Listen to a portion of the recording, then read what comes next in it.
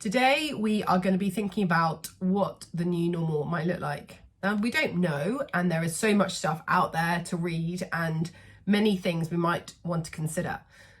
But it's worth just considering a few points.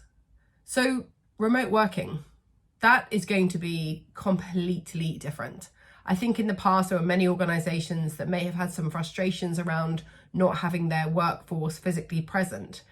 And where many companies now have realised that actually the impact, of course, has been enormous, but maybe not in the way that they thought. So I think rethinking how we work remotely and what that means for different companies will be interesting to see how that unfolds. As it is, when we go back to work, we won't all be going back at once. So there is going to be a difference in the demographic of a workforce of some being at work and some being at home. I think we'll be looking back and saying, hey, remember January 2020 or December 2019 when, we could hang out at work and get a coffee in the kitchen? Those were the days. Those days have moved on and things are going to be different.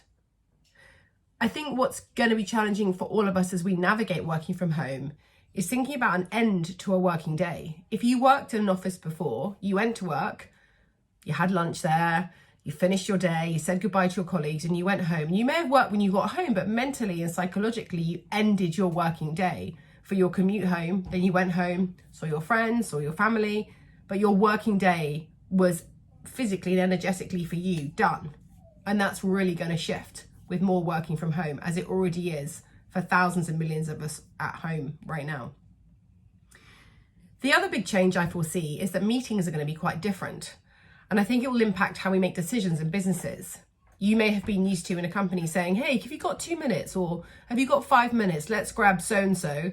And you sit in a room and quickly have a meeting where a decision needs to be made fast. Thinking about how we make decisions going forward is going to have to be reconsidered. That, can I grab you for 5 minutes and have a quick chat in the office mentality, it just won't be possible anymore. Things are going to have to be done in a different way. And I think as we think about long-term planning for businesses and consider the strategy for businesses, we're going to have to factor in more what-ifs. Nobody what-ifed about a global pandemic, and yet here we are. So we can't predict everything, but just the possibility that things might not go as we planned will be even greater than it ever was before.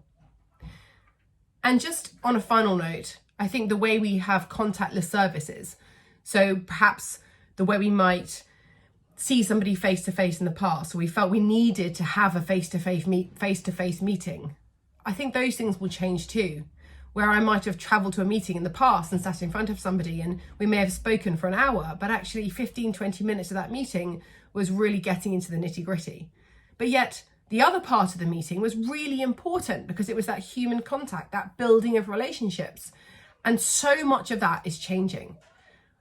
I can't say it's a good thing necessarily to have less face-to-face contact, but I think we are going to move to a world where I'm going to pop and see you in your office, or let's get together and travel to so-and-so client to go and see them. These things are going to change as we go forward.